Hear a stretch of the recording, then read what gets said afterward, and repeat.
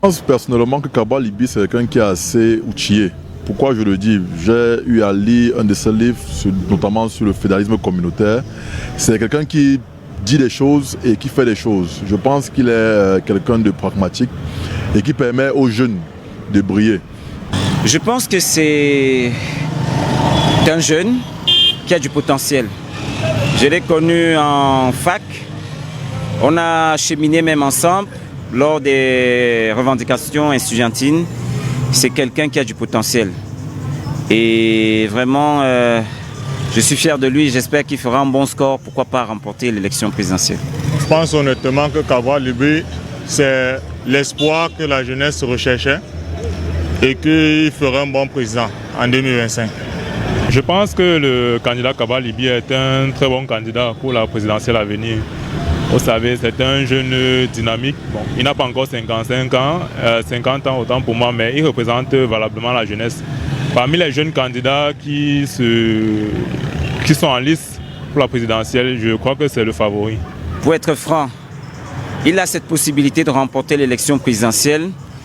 Il avait même cette possibilité si toute l'opposition se mettait derrière lui.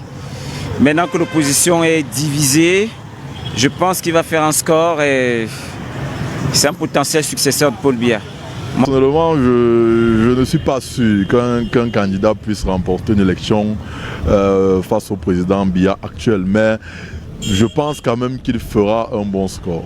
Le contexte national est en faveur du pouvoir en place. Vous savez, ils ont une majorité écrasante, que ce soit dans les assemblées, que ce soit dans le gouvernement, dans les villages, vraiment, ils sont partout. Donc, difficile vraiment qu'ils puissent décocher cette présidentielle. Je pense que toutes les chances sont de son côté, dans la mesure où, sur le plan de l'âge, il répond à ce critère, pour moi bien sûr. Sur le poids du programme politique, il répond à mes aspirations politiques sur ce projet-là. Et je pense que sur le plan du dynamisme et tout ce qui va avec, il répond à ces critères. Donc, je pense qu'il pourra très bien briguer la présidence de 2025. Dans le programme politique de Kaba Libi, je crois que ce n'est pas assez médiatisé. C'est pas assez médiatisé. Le projet, il est singulier, il est révolutionnaire. Mais vous savez, c'est comme quand vous êtes un homme de médias. Il n'est pas sain, dans un contexte comme celui-ci, de dire je suis d'accord pour la passation de témoins rapides. C'est comme si je ne serais pas d'accord avec cela, voyez-vous. Alors que de ma génération, on se dit, mais attends, faudrait-il être dans un état gravataire pour pouvoir accéder à une fonction? Est-ce qu'il faut nécessairement ne pas faire partie de tel groupe? Il faut faire partie du groupe X ou Y pour pouvoir apporter quelque chose à son pays. Son programme sur le fédéralisme communautaire, puisque je l'ai lu, je pense qu'il est assez bien. Il explique bien son programme. Au moins en termes de programme, je pense qu'il est bien élaboré. Peut-être qu'il y a des gens qui le critiquent, mais chacun est libre de penser du bien ou du mal de son programme politique. Mais au moins, il a quelque chose qu'il propose et au Camerounais de décider, de choisir s'ils vont le suivre ou pas. Le fédéralisme communautaire. Bon, ça encore, c'est vrai que j'ai déjà juste entendu parler, mais ce n'est pas une idée qui va favoriser l'unité. Avec le contexte de tribalisme qui renaît autant pour moi, le fédéralisme communautaire n'est pas une bonne idée. Mieux vaut garder l'unité nationale. Alors, honorable, vous suivez vos compatriotes qui s'expriment en parlant de vous comme candidat à l'élection présidentielle. Réaction? Alors, je vais vous faire un aveu, j'en suis plutôt flatté. Parce que, globalement, les propos qui ont été tenus étaient à mon endroit plutôt aimables. Ils sont encourageants. Donc, en revanche, deux choses, si vous le permettez. Oui, bien sûr. Je vois quelque chose qui se dégage, une sorte de pessimisme sur l'issue de l'élection du 12 octobre 2025.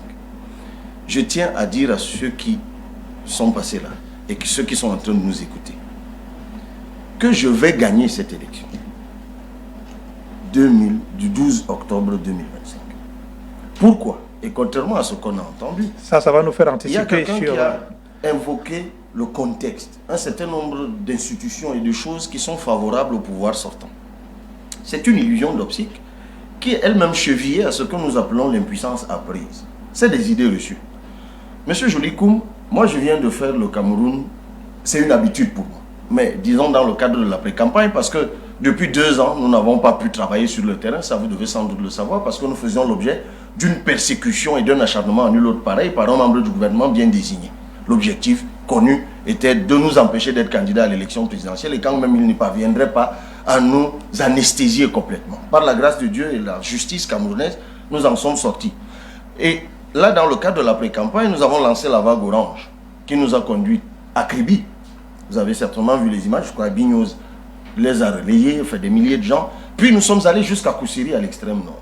Nous nous sommes arrêtés à Touloum, à Yagua, à Guidigis, à Koussiri, à Kaélé, parfois très tard dans la nuit.